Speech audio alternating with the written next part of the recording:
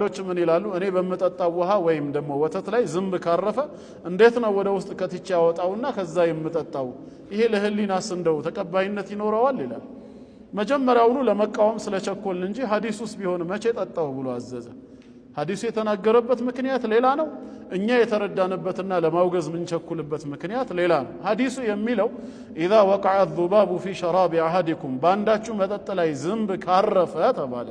ይሄ ክስተቱ ነው ከኛ አሁን የሚጠበቀው ሁለት ነገር ነው አንደኛው ምንድነው ምን ያደርጋሉ فليغمزه ወደ ውስጥ ይንከራዋል ይሄ ትእዛዝ ነው ማክበር አለብን ሁለተኛ ثم لينزعه ከዛ በኋላ ያውጣዋል ይሄ ነው ሁለት ትእዛዙ ነው የመጣው ካወጣው በኋላስ ثم ليشربه ከዛም ይጠጣው የሚል ትእዛዝ አልመጣም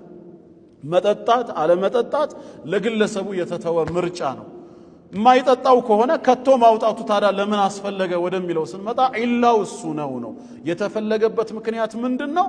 ይሄ ዝንብ በሚያርፍበት ሰዓት فانه يتقي احد جناحيه ከሁለቱ ክንፎቹ አንደኛውን በግራ በኩል ያለውን ተጠንቅቆ ነው የሚያሳርፈው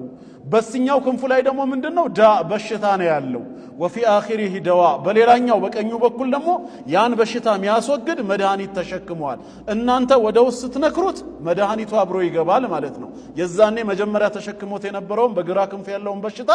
ያረክሰዋል ነው ይሄን ማመን አለብን ይሄን አምኖ ለመቀበል የግድ የጃፓን ሳይንቲስቶች መምጣት የለባቸው እነሱ ተመራምረው ነገሩ ላይ እስኪደርሱበት መጠበቅ የለብንም ለምን ሳይንስ ገና በማደግ ላይ ያለ ነው እንጂ የመጨረሻው የውቀት ጥግ ላይ አይደለም የደረሰው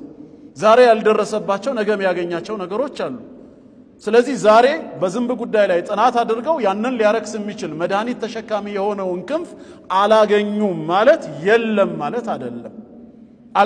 አልተገኘም ነው የለም ግን ተብሎ መደምደም አይቻልም